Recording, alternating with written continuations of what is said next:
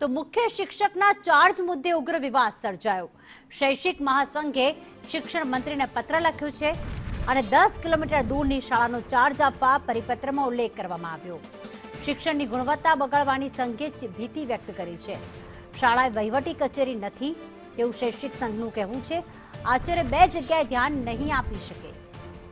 હિરેન અમારી સાથે જોડાઈ ગયા છે। હિરેન, જે પરિપત્ર કરવામાં આવ્યો છે તેમાં કઈ બાબતનો ઉલ્લેખ છે અને શૈક્ષિક સંઘ શેનો વિરોધ કરી રહ્યા છે? તો રાષ્ટ્રીય શૈક્ષિક મહાસંઘ દ્વારા આ પત્ર શિક્ષણ મંત્રીને લખવામાં આવ્યો છે, જેમાં મૂળ માર્ચ મહિનામાં થયેલા પ્રાથમિક શાળાઓના મુખ્ય શિક્ષકની નિયુક્તિ અને એના ચાર્જને લઈ અને પત્ર કરવામાં આવ્યો હતો। એચટાટ શિક્ષકોને મુખ્ય શિક્ષક તરીકેની નિમણૂક કરવામાં આવે છે।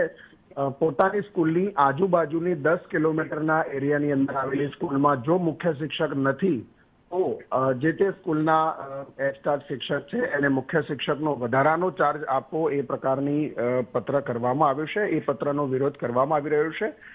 સીધું કારણ રાષ્ટ્રીય શૈક્ષિક મહાસંઘ બતાવી રહ્યું છે કે એક જ શાળામાં ચાર્જ હોવાથી ત્યાં ધ્યાન પૂરતું આપી શકાશે। આ શૈક્ષણિક સંકુલો છે, શાળાઓ છે, કોઈ વહીવટી કચેરી નથી કે અન્ય સ્કૂલનો ચાર્જ આપી શકાય, કારણ કે શાળાના આચાર્યની જવાબદારી શિક્ષણ ઉપરાંત શાળાના બાળકોની સલામતી અને સુરક્ષાની પણ રહેતી હોય છે, જેથી કરી અને એક મુખ્ય શિક્ષકની જગ્યા માટે એક જ વ્યક્તિ અને એક જ શાળા આપવામાં આવે, એ પ્રકારની માંગણી છે। માર્ચ મહિનાનો પત્ર છે તે પાછો ખેંચવો, એ પ્રકારે બંને શિક્ષક સંઘોએ રજૂઆત કરી છે। આભાર હિરેન તમામ વિગતો માટે।